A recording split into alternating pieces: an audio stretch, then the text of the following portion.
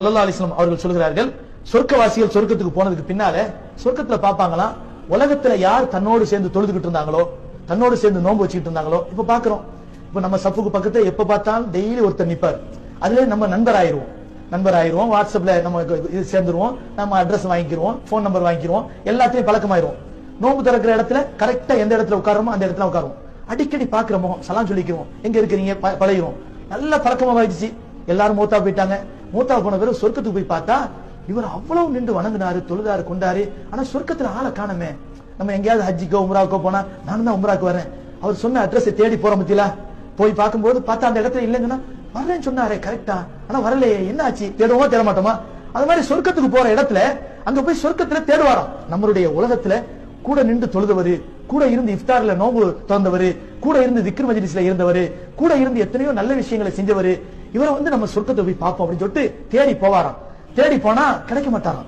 உடனே அல்லாஹ்ட்ட கேட்பாராம், மாஃபால சதீகி அல்லாஹ், என்னுடைய நண்பர் உலகத்துல ஒருத்தர் இருந்தாரு, கூடவே நின்று வணங்கினாரு, அவரை காணலையே அப்படின்னு சொல்லப்படுமா. உடனே சதீகுக ஃபில் ஜஹீம், உன்னுடைய நண்பர் நரகத்துல இருக்கிறான்னு சொல்லப்படுமா. ஏதோ ஒரு காரணத்தினால உன்னுடைய நண்பர் நரகத்துல இருக்கிறான்னு சொல்லப்படுமா. உடனே அல்லாஹ்ட்ட அவர் மன்றாடுவாராம். அல்லாஹ் தஆலா சொல்வானா, அக்ரிஜு லஹு சதீகஹு இலல் ஜன்னah, இதோ இவர் சொர்க்கவாதி, அவருடைய ஆசையை நான் நிறைவேற்றி வைக்கணும், அதனால அவருடைய நண்பரை வெளியாக்கி சொர்க்கத்துக்கு அனுப்புங்க அல்லாஹ் சொல்லுவாங்க. அவரை வெளியாக்கி சொர்க்கத்துக்கு அனுப்பும். கண்ணியமானவர்களே, உலகத்திலே நட்பு என்பது முக்கியம் அல்ல, அந்த நட்பு எப்படிப்பட்டதுங்கிறது முக்கியம். உலகத்திலே நண்பர்களை தேர்ந்தெடுப்பது என்பது முக்கியம் அல்ல, நண்பர்களை எப்படிப்பட்ட நண்பர்களாக தேர்ந்தெடுத்திருக்கிறோம் என்பது மிக முக்கியமானது. இந்த ஹதீஸை சொல்லக்கூடிய ஹஸனுல் பஸ்ரி ரஹ்மத்துல்லாஹி அலைஹி அவர்கள் சொல்வார்கள், இஸ்தக்ஸிரு ஃபில் அஸ்திகா, இஸ்தக்ஸிரு ஃபில் அஸ்திகா, நண்பர்களை நீங்கள் அதிகமாக தேர்ந்தெடுங்கள்.